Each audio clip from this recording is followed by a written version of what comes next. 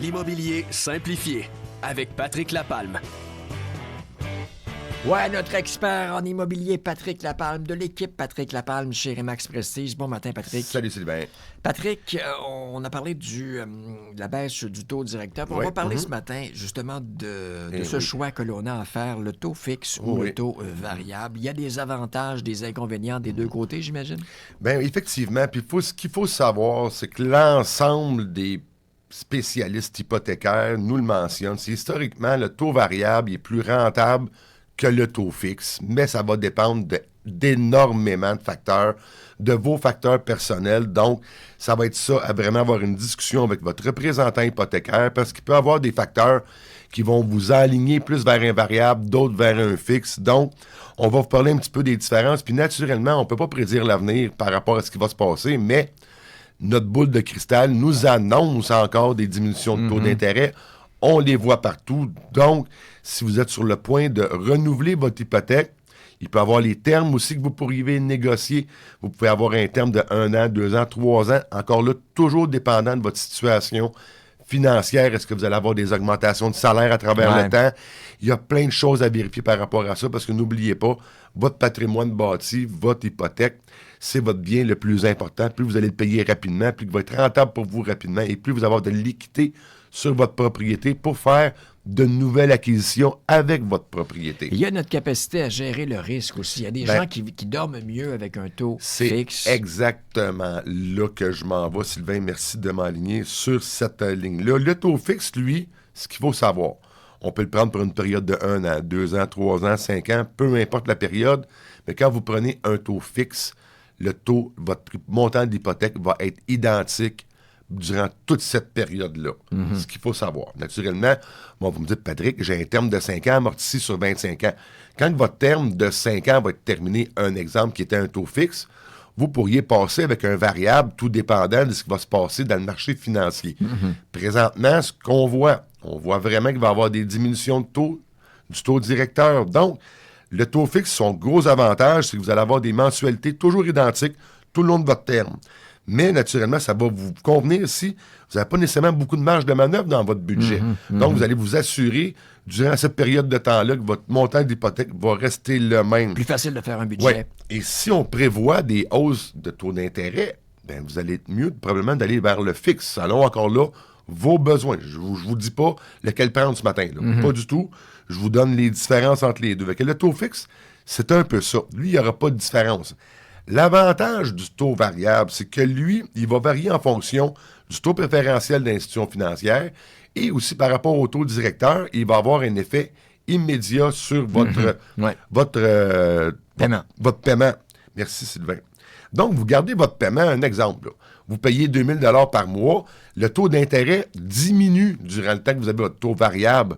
Mais vous gardez toujours le même paiement de 2 000 $ par mois, donc ça va accélérer le paiement. Donc, si durant la période de 25 ans, vous avez plusieurs baissières de ce type-là, mais gardez toujours votre même montant hypothécaire à payer, au lieu de vous rester 25 ans, possiblement qu'à la fin, vous allez l'avoir remboursé en 23 ans et demi, votre taux d'intérêt. Mais naturellement, il va y avoir des variations de marché. Si on va vers la hausse, votre taux d'intérêt, votre montant hypothécaire va augmenter.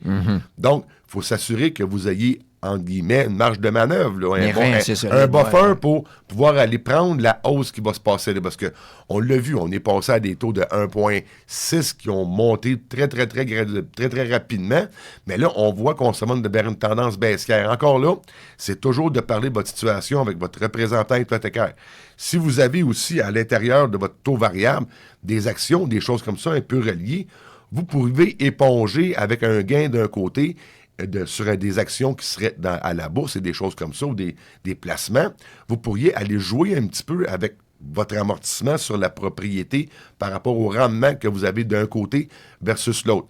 Encore là, c'est toujours votre planificateur financier et votre représentant hypothécaire qui va vous aider. Mais moi, j'achète avec un courtier, est-ce que tu peux me diriger vers des courtiers? Ou... Naturellement, nous, on a accès à 5 institutions financières, la CIBC, la Banque Royale, la Banque de Montréal, Desjardins, naturellement, et la Banque nationale. Donc, on est en mesure de aussi synchroniser votre dossier de financement avec nos spécialistes hypothécaires. Et un petit conseil du jour, possiblement de toujours passer par un spécialiste hypothécaire qui ne fait uniquement de l'hypothèque pour vraiment bien cerner vos besoins. Parce que les gens qui vont faire des prêts REER, des prêts auto, des prêts ci, des prêts ça, ne sont pas spécialisés en prêts hypothécaires.